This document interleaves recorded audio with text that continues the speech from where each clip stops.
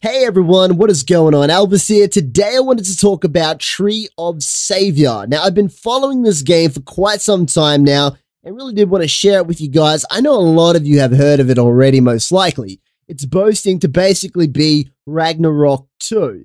And the reason why it's been called this is because made by the same dude who made Ragnarok Online. Quick bit of history, Ragnarok did bring out a sequel, but the development was a nightmare. They took so long to bring this game out. I'm talking years and years and years, and the game came out nothing like the original Ragnarok. So that's why this game has been hyped so much.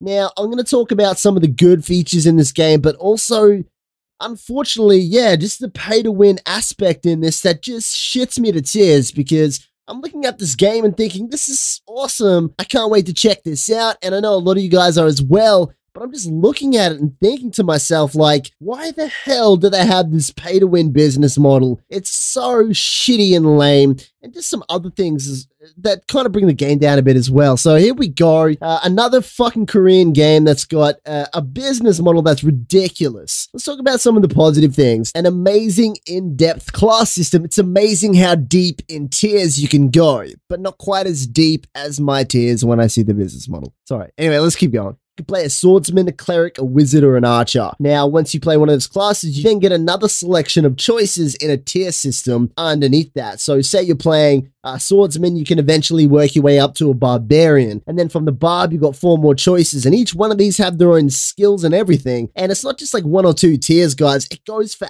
ages. So the class system is fantastic, very reminiscent of Ragnarok, and a very big draw point for myself because the creativity and depth that I love in RPGs definitely is in there. Now let's talk about some of the cons before we get into the business model. So some of the cons are there's a whole lot of auto attacking. So the mana system or the energy system isn't really that fantastic. You're going to blast through your mana extremely fast, especially on boss fights. So basically you're constantly just auto attacking. Now I know that's kind of an MMO thing anyway, but it's a little bit over the top. There's also pretty long cooldowns as well, which kind of makes that auto attacking sting just a little bit more. Now, customization for an MMO is at an all-time low in this game. Like, it's ridiculous how little customization you get. You can change your hair color, and that's pretty much about it. Not a lot going on there. Everyone kind of looks the same. Yeah, anyway. Now, let's talk about the pay-to-win stuff. Here we go. So it's $15 a month for the premium version. Let me tell you what this gives you. So, player-to-player trading. Nah, can't do it in the free mode unless, of course, you guessed it, you have the premium membership. Now, by the way, this is just how the game is now. Changes could come out in the future, so let me keep going. Increase movement speed. Now, this might seem like a pretty small thing, but when you're playing a game as grindy as most Korean RPGs, just like Ragnarok, movement speed is like an insanely good quality. The efficiency of experience that you get from being able to traverse the map and pull mobs in is like a millionfold. It's just an amazing thing to have. You need to pay for that as well. Any other game, it wouldn't matter too much, but in these particular games, it does. Now, there's also a market in the game, and there's a taxation system. I assume that's going to help control the economy, and it's set at 30%. Unless, of course, you're premium, then it's only 10%. So if you pay 15 bucks, you're going to get way more gold in the game. At least it's done in a kind of classy way, you know what I mean? Like, at least it's not free or there is some taxation system anyway for the premium players. Okay, what else does it do? So, speaking of the marketplace, here's what else happens. If you're playing on the free version, you can list 1 item. Cool. If you've got a premium version, you can list 5 times the items. 5. Amazing. So there you go. You're able to generate way more monies in the game, which is ridiculous. By the way, guys, there's still more. Let's keep going.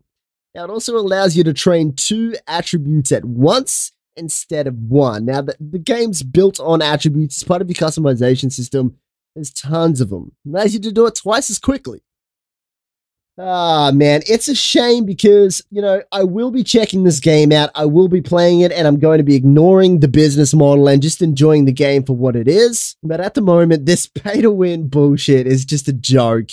In Tree of Savior. I can't believe they went down this path. It's so greedy. They should have just done a box price or something like that. But anyway, let me talk about the early access because like I said, the game still looks good and I still want to experience it and play it and give it a fair go. And that's what I am going to do. And I know a lot of people say that and then they're actually pretty biased. I'm legit not. I'm not biased like that. I will actually, give this game a proper go. But anyway, here we go. So it's a little bit confusing right now, the early access on Steam. So I'm going to explain it to you. Some people have said it's a bit misleading. It's not really that misleading. Here's how it works. Now, you can pay into the early access. There's 3 plans that you can go for. Number 1 is $50. And this is like the big one. You get all of this stuff, basically in-game gold and a hair accessory or something like that. Anyway, the second pack is basically the same thing with a little less features. And the last pack is $10, which is the one I'll most likely purchase. And what does this actually do? It allows you to play the game 1 month early before the official release. Now remember, the official release is going to be